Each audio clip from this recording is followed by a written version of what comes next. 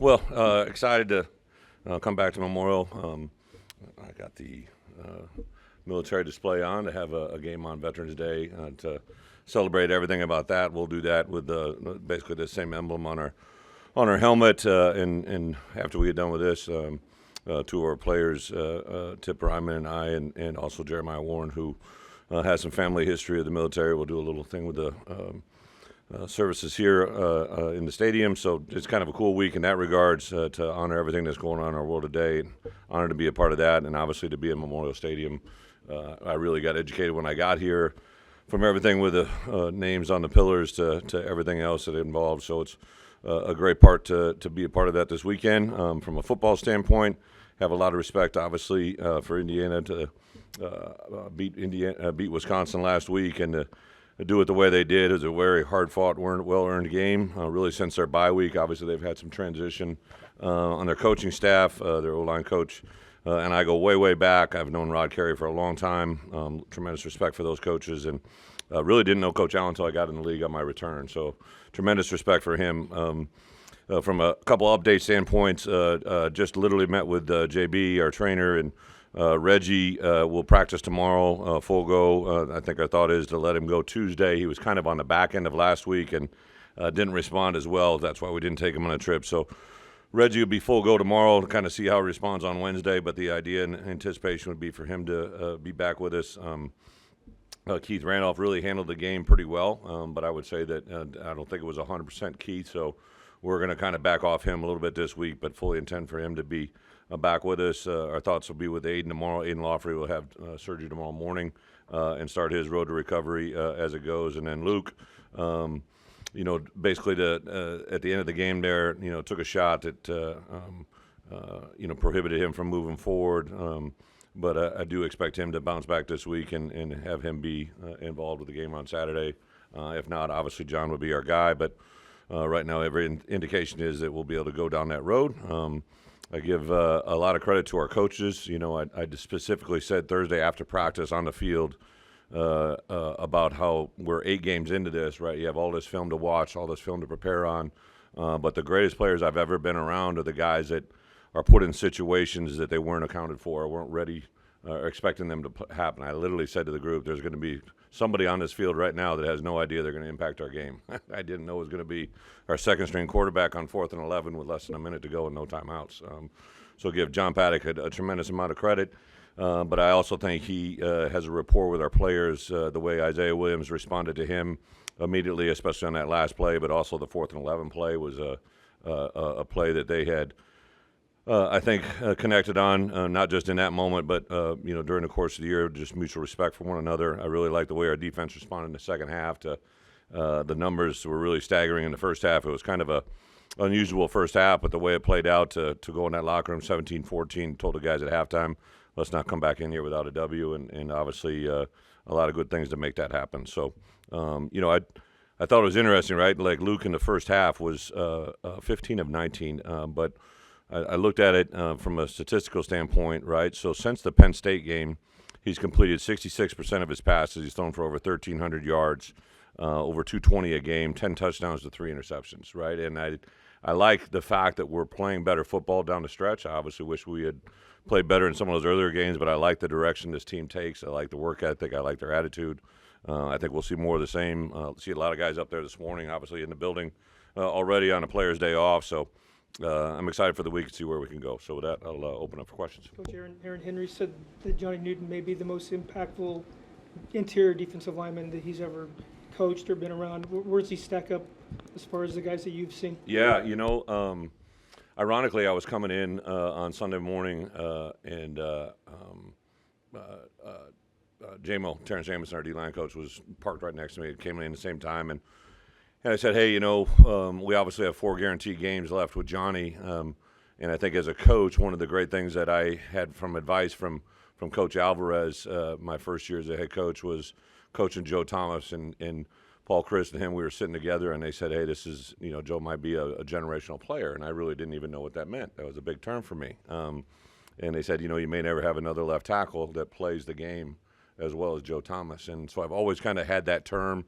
I've been around some great ones, some first-round draft picks, and And for me, at the defensive line, at the interior defensive tackle position in college, is by far the best player I've been around. And it's a point last year where I knew he was a really good player, right? And when Johnny decided to come back, he wanted to come back with the idea that he was going to play as good as he possibly could and then put a 1 on his back, right, for on draft day. And everything I've witnessed to this point has reassured me it's even better than it was a year ago. I think classic play on Saturday, obviously the third down, and that's a 4-point play, right? So that sack was a big sack, but it prohibited 4 points from going on the board, and you see the effect that it had on the game in the end, right? But I tell you what happened is he beat that tackle on a one-on-one, but he closed on that quarterback, I think, faster than that quarterback had any idea he could do. That's the difference with Johnny, I think, than any other D lineman I've been around. I think the biggest wow factor he has is after he beats the guard or the tackle or the center, he has the ability to close on quarterbacks. In today's world, some of these quarterbacks are third-string running backs, right? And Johnny's innate ability to close on a quarterback after he beats a rusher is really at a high level of performance. Why was Clayton Bush able to kind of rise to the occasion like he did on Saturday? Clayton's been a pretty impressive guy, to be honest, ever since he came in the summer. Very athletic, very intelligent. I remember the first time the guys started talking about him, like, Coach, have you seen him return punts or catch punts? He kind of came onto the scene. Obviously, Matt Bailey position, and when Matt went down, we knew we were down to Nicario and Clayton, and I think Aaron, Nicario played with some physicality, and that's what drove it. But I tell you, Clayton is a very intelligent person, probably a little too smart for his britches at times. Like he's definitely a very confident player and a big personality, and I've been kind of waiting for his moment. I thought he might be one of those guys that rise up, and it's exactly what happened. Everybody wants to talk about the third down stop, but the 2-point play that he knocked out of the back of the now as a quarterback was catching it, so it wasn't that. But you got to put him in a spot once in a while. But yeah, like the play there was really, really big, and just a super intelligent player. He's always engaged. He's always asking a lot of questions, and not surprising at all that he rose up in a big moment. As a quick follow-up, you had Clayton back there returning a couple of punts. Yeah. Was that just giving Isaiah a break, or did you just like what you wanted? Well, they were back there together, and then what they did schematically, 27 is a really good player for him, right? Like I've had a man crush on him ever since I got here as an Illinois player, right? And he literally has put one of our keys to victory was for us, we wanted to run the ball, stop the run, and to cover kicks. On the flip side of it, every one of our return units, we wanted to know where number 27 was. And he kind of dictates where the ball goes.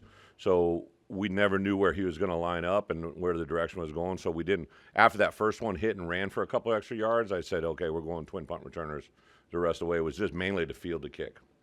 You specifically observed with Thad and Caden to allow that relationship to blossom. Just like that little A-train I threw out. Did you guys see that? Like, you guys are coming up with these bad nicknames. I was trying to help him out. The Arthur Wagons. Yeah, the Arthur Wagons. But to allow Caden to step, you don't like that, we'll get to it. But to allow Caden to step into this bigger role here. He's from Atwood. The thing that I've been impressed with that, so when I first got here, there were several people in my ear about that. And obviously the way the staff kind of shook out, I wanted to move Corey. I wanted to retain Corey and to move him to that position. But I became aware of that at that time. And the people that spoke to me on Thad's behalf, I really respect, not only in this building but in this profession. And then I kind of had my eye out a little bit. And then when we had the opening, he was a guy that I went back to those same people and talked about. He had obviously been at K-State.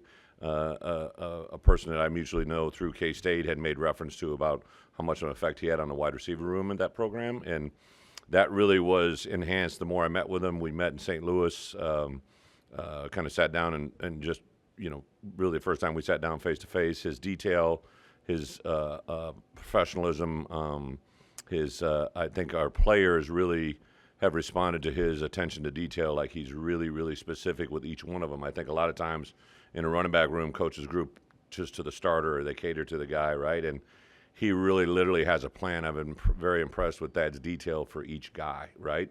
And then I think, in the initial conversations, I could see Caden had never really been, and it's very common, right, that jump to college. But in talking with his mom, Jen just talked about, because he had been recruited by Corey and really myself and the staff, and he just gravitated right away to Thad, and it's continued to grow. I've been very impressed.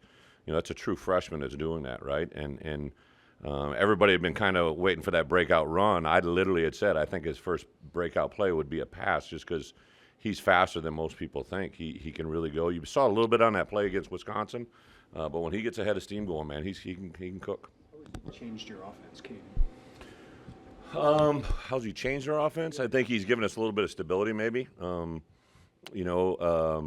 I think at the beginning of last spring, he wasn't quite healthy when he got here. So in the spring, guys saw a big, good-looking body, right, that can do some things. But then once he got healthy and we got a little more balanced, JB and his crew did a nice job of getting him fully healed in the spring. In the summer, we could see it running, and then in the fall camp, that's when it jumped out. And he's just he can hit a hole. He can hit a small hole and get vertical. There was a play that gained 11 yards the other day that literally looked like it wasn't going to be anything, and all of a sudden he's falling forward for 11. I don't know if he's been stopped for a negative yard play yet. And he's just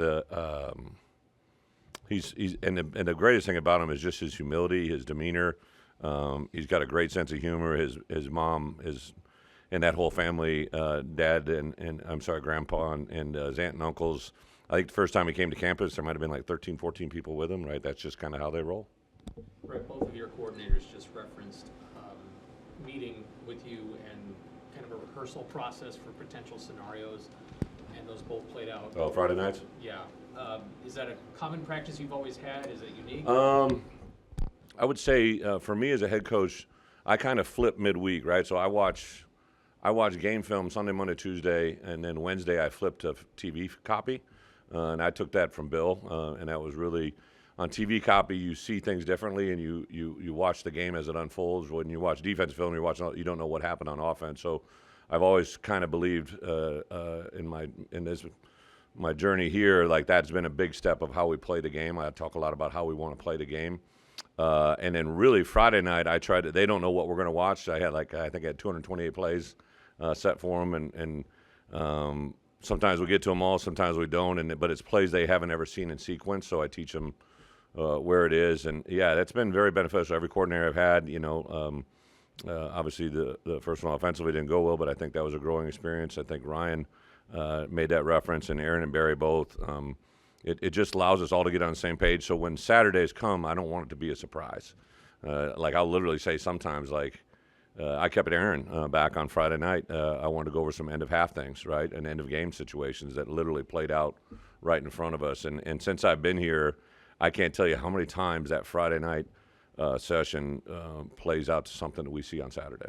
Brett, just for any clarity, is there any other specifics you can offer on Luke, so we don't speculate about what his injury is? I met with him today, and I mean, from where he came from after the game to yesterday to today, it was night and day. So I think the problem that you just got to make sure is obviously he's got to get full cleared medical clearance, but I don't think there's any doubt that he's trending in that direction as we speak.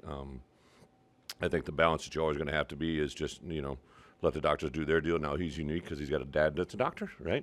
So it's truly got to be in the hands of our doctors where they go. But he was definitely he came in and met with me probably about 10 o'clock this morning, and you could just see the way he was interacting, the things we saw. I showed him a couple things on film, and he was very engaged with that as well. So yeah, I think it's pretty clear.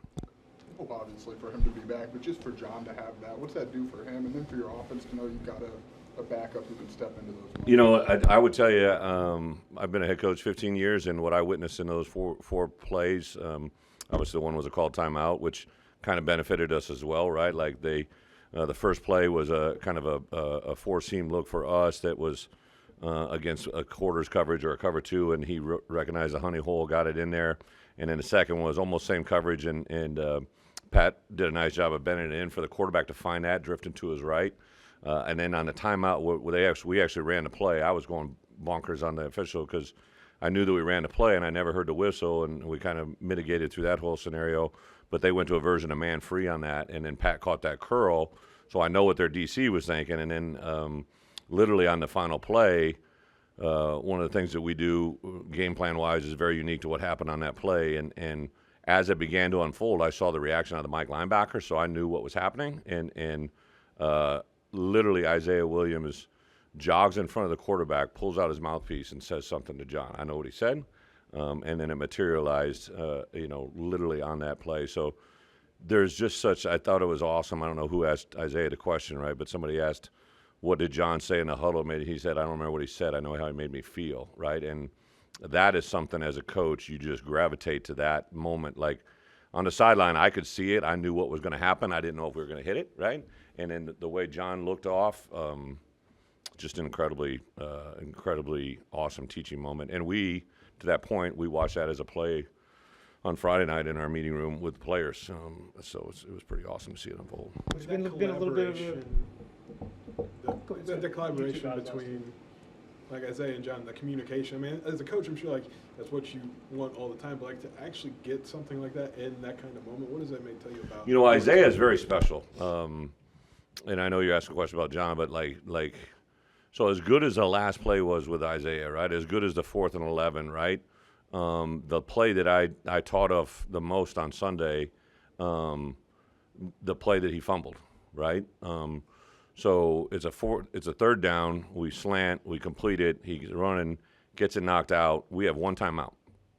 And one of the things I always tell our players, I can handle anything, right? I just need to handle the truth, right? And so I have people in my ear. Coach's knee is down, his elbow's down. You know, like they got to review it, right? Like I'm like just a bunch of noise going on, and Isaiah was literally about 15 feet from me. I said, "Hey, hi." I said. And he looked at me and he shook his head.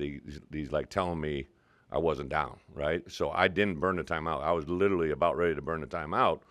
If I had burned it, then they would have told me that it wasn't he wasn't down, and then I wouldn't have had the timeout at the end of the game that we could kind of get everybody together after the first play that John went in there, and there was a lot of communication going on in that huddle. I give Barry a lot of credit because John Paddock probably had not run a 2-minute situation probably in the last 2 to 3 weeks, you know, because we practice that routinely, but it's usually the one gets all those reps, right? But John takes tremendous mental reps.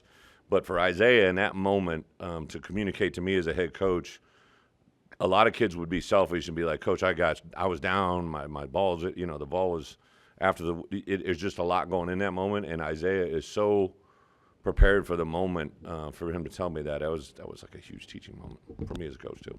It's a little bit of a roller coaster of a season. How important is it, starting with Indiana, for the trajectory of the program and for the seniors to finish the season strong? Yeah, I get it. Every season is a roller coaster, right? Every week's a different ride. But I would just tell you overall, I could almost tell when I came in and talked to you guys after the game. There was talk about the game, but everybody wanted to go to the end of the season, right? Like it's very, very common for everybody to talk about the season. Like we're about Indiana. Like we lost these cats a year ago on a Friday night in a fashion that I felt, you know, we didn't play at our best, right? So I was very clear with our guys. This week is about Indiana preparation, a tremendous amount of respect for them and what they've done.